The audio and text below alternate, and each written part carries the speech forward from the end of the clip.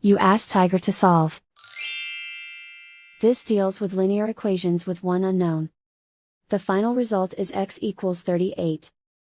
Let's solve it step by step. Group all x terms on the left side of the equation. Subtract 2x from both sides. Group like terms.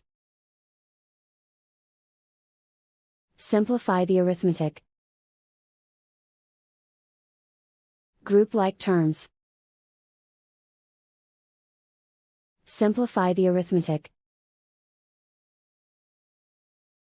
Group all constants on the right side of the equation. Subtract 2 from both sides.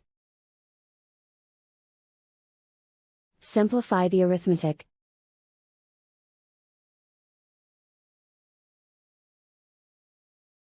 Convert the x into a positive number. Multiply both sides by -1.